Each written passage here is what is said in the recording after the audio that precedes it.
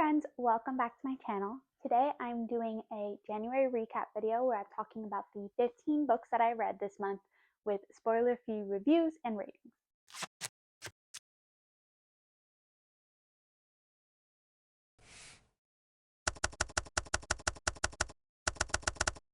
I feel like I read a little bit of everything this month. There was a lot of fantasy, but there's also dystopian, there was some cozy reads, manga, arcs, graphic novels, and a nonfiction. So a little bit all over the place. If you love monthly reading wrap-ups with honest bookish opinions, then you're in the right place. So grab a drink, get cozy, and let's talk about all of my January reads. I started the month with The Poppy War by R.F. Kuang, and I gave that a 3 stars. I did make a larger video review of this one since it was the first book I read this year. So if you want to see that, you can go to that video wherever it is, and you can see a little bit more of that. But I'm going to give you a quick recap here. This book is powerful. As always, R.F. Kuang writes beautifully, but it is brutal, it is heavy, it is not the type of book that you enjoy, but it doesn't make that a bad read. If you want to read an epic fantasy that blends together military strategy, history, politics, and the topics of morality itself, then this is a good read for you. It has gods, betrayal, and so much lore behind it. It is really well done. Next up is Inferno's Heir by Tiffany Wong, and I gave this a 4 stars. I would say that this book has a slow start, but it is about royal politics and survival. Our main character is generally a little unlikable to me, but she was very complex, very interesting to get to know, and I didn't dislike reading her even though I disliked her. As far as the romance go, none of it really moved me. It felt honestly a little dull, the romance behind it. I did take a larger backseat role instead of in the front seat, so I did not mind it too much, but it just felt like the romance wasn't, the chemistry wasn't there for me. So I wouldn't say this is for romance girlies or romanticy girlies. I do feel like this centers a lot more on the fantasy and the royal issues there. I liked her writing and her world building. I feel like she incorporated a lot of like the little details that really impressed me, and it kept me involved in this world. Again, there was a lot of focus on the politicalness and the action behind it, so I would love to see a little bit more of that amazing world building in the next book, but I did enjoy this one and I will be continuing to the next one. Next up was Graceless Heart by Isabel Ibanez, and this is also a 4-star read for me. I actually read this one as an ARC on my Kindle, but this is the Fairy Loot edition that I got in the mail afterwards, so I have a nice trophy shelf trophy? That's the word. But this is not the version I read. This is set in 15th century Italy, and I really think that the atmosphere and world building of this really shine the best in here. She clearly put a lot of research into this. I've read What the River Knows as well from her, and I felt the same way about it. I feel like she's really good at putting us into these scenes, into the world of it, and I feel like she really excels at that, and it is amazing. It really feels like you're part of that world. This book is made up of corrupt institutions, hidden magic, and Renaissance vibes. As far as the romance goes, I again feel like this one just didn't hit. I feel like he blends together with me because there's a lot of those tropes and micro tropes that are just overused. And at a certain point, I just start thinking that they're all the same person. So he blends together with a lot of other characters for me, and I wish there was something a little bit more outstanding for it. But again, it wasn't the main thing, so it wasn't that big of a deal to me, but I didn't like the romance that much in this one. The pacing of it was honestly a little bit off for me, but I think the atmosphere, like I've already said, and you've seen me gush about it already, I think that is what is the most outstanding part of it, and it is worth it just for that. Like, I would definitely recommend this read because of that lush, amazing world. Next up was The Invisible Life of Addie LaRue by V.E. Schwab, and that was a 3.25 star rating for me. This one was a buddy read for me, and I really wanted to love it because I've seen so many great things about it, but for me, it was really slow. We are going over centuries of this girl's life because she has that immortalness to her, and I felt like a lot of that is getting the little details, which are amazing, but I like a lot of action in my books, and I felt like there wasn't a lot of action or plot, so to speak, going on. That being said, I think V.E. Schwab is a very talented writer. I think she writes flawed characters really well, and I think that her prose is really beautiful, so it was an easy to read book. It just felt really slow to me. So I felt like I was dragging myself through with that pacing, but that wasn't because the writing is bad. There are some great themes behind it, including memory, art, history, love. I think it is all really well done, just not my thing.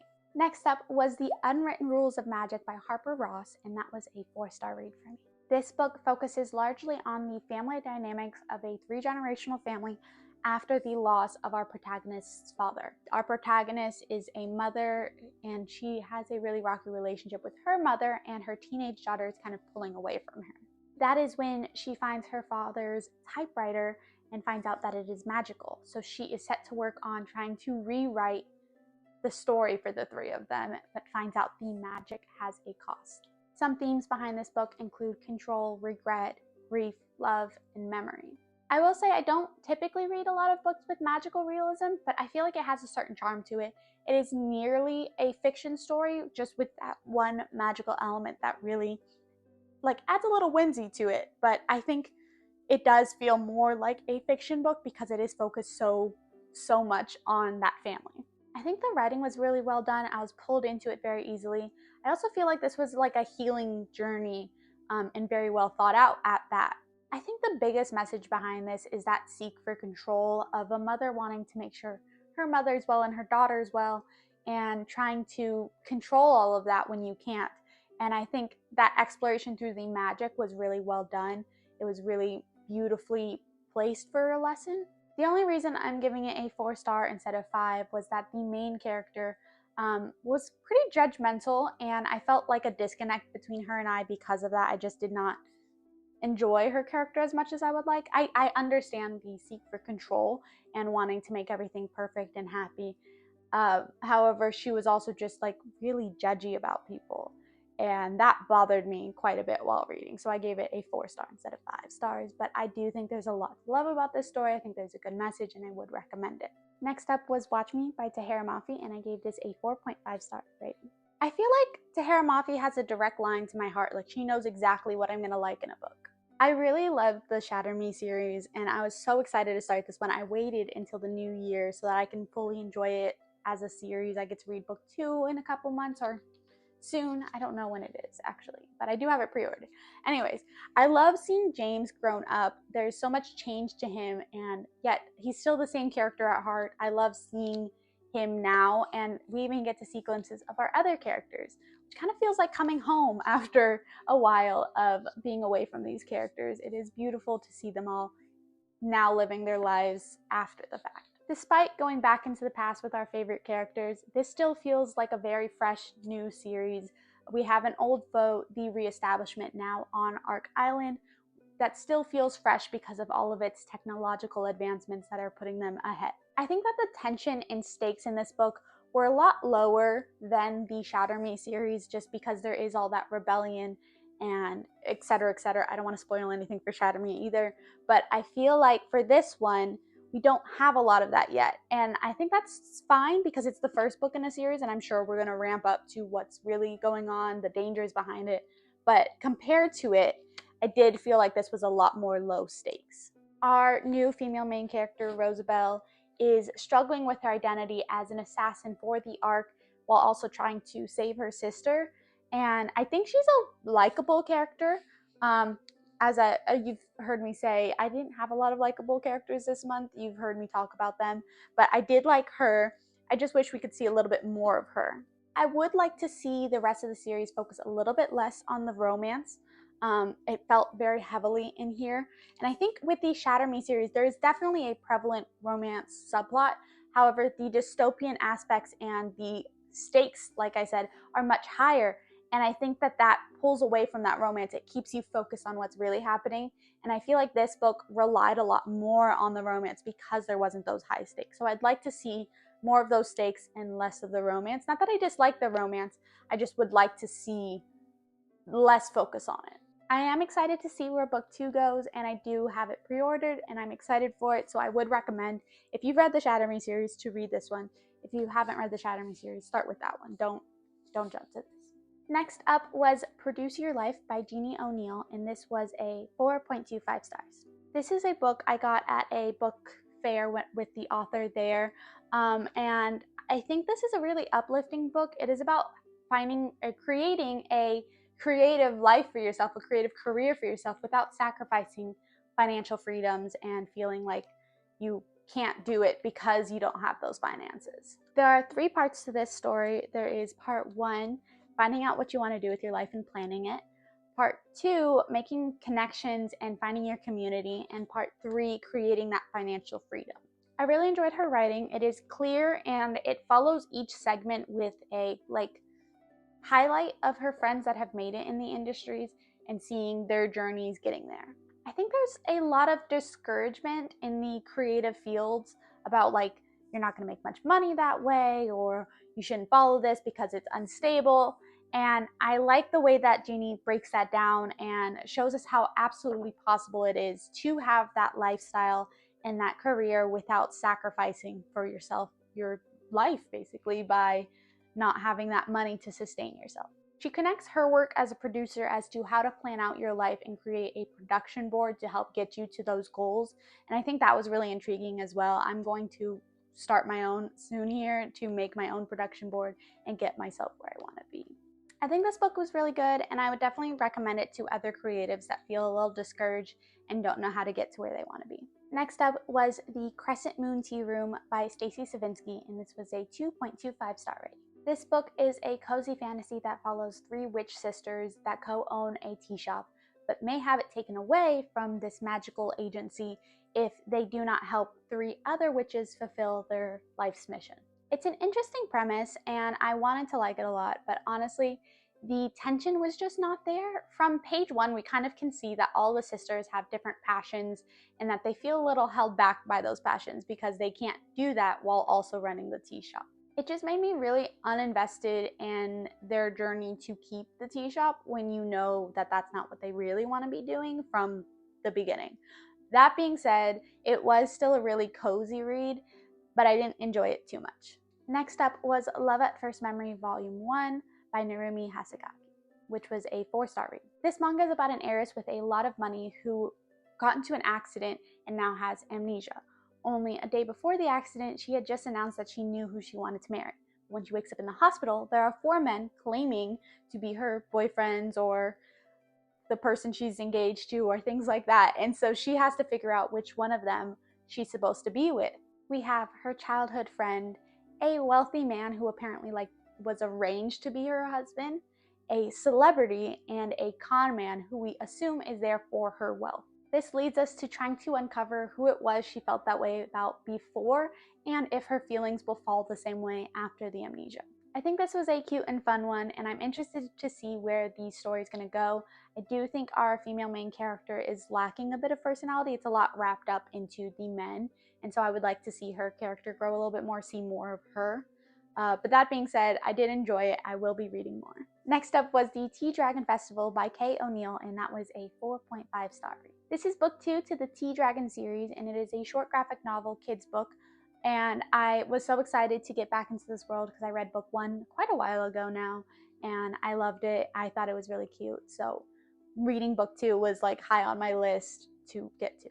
This is a companion book to the first one. We are focused on 2 entirely new characters that are just as cute and fun and adorable as the first ones.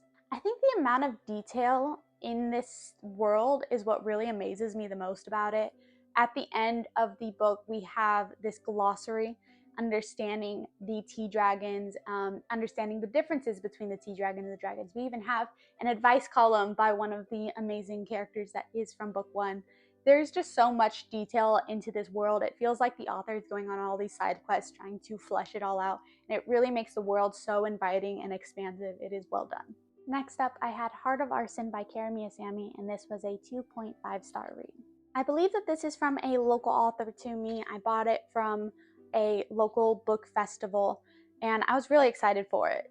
It's a cute sapphic fantasy read. I think that this book set out to achieve a lot, and all of the ideas behind it were really interesting. I just did not enjoy the execution of those ideas. I want to give credit where credit is due. It is extremely hard to self-publish a book like this. However, I felt like the pacing was off. There were definitely some grammar and spelling errors that bothered me, and I just did not enjoy this that much. The plot felt a bit aimless at times, kind of like if you were writing a fan fiction or something and you didn't know where to go from there next. I felt like that with this. It felt like they were just kind of jumping off the last thing instead of actual cause and effect to each motion to it, and that bothered me. I thought that this book was still really unique. I think one thing that really amazed me was instead of a typical fantasy setting, we are still in that typical fantasy setting. It is old timey, it is that fantasy vibes. However, this is set in that type of world after our world. So things such as airplanes and social media are relics of the past that they no longer have access to. Like I said, I think this was a really interesting read, and I will look forward to seeing what the author creates next. However, it was not my favorite read. I thought there was a lot that could be improved. Next up was Coldwire by Gong, and I gave this a 4.5 star rating. This is the December YA fairy loot book, and I thought it was really well done. It is a cyberpunk book with themes of a capitalist society, artificial intelligence, and virtual reality. I don't think I typically fall under the cyberpunk vibes of things, but I thought this was really interesting. I think the world building was really well done. I think the pacing threw me off a bit. It took me quite a while to understand the differences between our main characters, which I think was a little intentional. It was a little confusing at first. I had to take a second to understand what's happening and get my grounding into this book. But after that, I think it really picked up, and it felt really good to read this book and to be part of this world, even if I'm not technically, but it felt really interesting and different. I honestly do kind of wish this was a standalone. I think it would have been outstanding as a standalone, but it did have that hook. I know we're going to get a book 2, and I will continue reading this series. I think it was really well done, and I would recommend it. I feel like this would have been really amazing as a standalone. Next up was Milk and Mocha's comic collection, Our Little Moments, by Melanie C, and that is a 5-star read for me. I feel a little biased for this one, but this is a cute, short comic collection following the internet stars Milk and Mocha. They are adorable little bears, and I've always watched them on my Instagram, scrolled past them. I love them. So I'm a little biased here. This comic collection follows the smaller moments of their relationship, things that, you wouldn't really think twice about, the quieter moments, small things. I think it was adorable, and I loved it. I think that the characters are super emotive and have so much personality, so I would recommend you check them out, even if it's just on their Instagram page for their mini comics they post there. Next up was Queen of Faces by Petra, and I gave this a 4.25 star rating. You might think it's weird that this is actually my favorite read of this month, despite it not being my highest rated book that I read this month. This is an arc I read, and it did already come out, so you can go check it out if you want to, but it is set in a world where rich people can switch out their bodies like they switch out clothes. And our main character follows a girl who is not rich at all, and her current body that she is in is decaying. And her only chances to still survive is to either join this academy, which she fails to get into, and that leads her to her second option where she has to steal a body. And she's caught by none other than the headmaster of said academy, and is forced to join his group of mercenaries to fix other things that he needs to get done. It is honestly a really intriguing plot, and it'll keep you hooked into it. I also just really, really love how diverse and non-conforming this book is. It is refreshing to read a book that is so rooted in some of the things that I really believe in, such as non-conformity. The world building and atmosphere is really well done, and even the romance I thought was really cute without overwhelming the story. So I would definitely recommend it, and I'm excited to see where it heads in book 2. And my final finished book in January was Twilight by Stephanie Meyer, and that is a 1.5 star read. I read this one as part of a book club / buddy read, and I know it's a really popular one, but I genuinely did not like it at all. I've watched all the movies, but I was really young when I watched them, and I do think I'm going to rewatch the first one just to see the differences that they made between it, but I'm not going to read any more of this series. I'm going to keep this review short and sweet because I'm sure a lot of you already know about Twilight, but I feel like there was a lot of religiousness to it, and religiousness, purity culture, and a little bit of racism behind it that just made me feel really grossed out. Like, it gave me the ick in the book, and I don't want to hate on people who read this book and loved it, because I'm sure the fantasy plot overwrites all of that for you, but for me it just doesn't. It does not. It just makes me uncomfortable. And I also didn't really get the romance between them. It's a very toxic relationship, and she's very clingy and dependent on Edward. And I also think that it just doesn't feel right. It's just gross to me. I don't like the book. I wouldn't recommend it, but I'm sure a lot of you guys love it, so I'm not going to talk too much about it. And that's it for my January reads. Let me know down in the comments what books you read, what books of these are on your TBR, or which book of these you just completely disagree with my opinion on. I just love talking about books with you guys. If you enjoyed this January reading wrap-up and spoiler-free reviews, don't forget to like, subscribe, and stick around for more bookish content. Thank you so much for watching, and until next time, happy reading!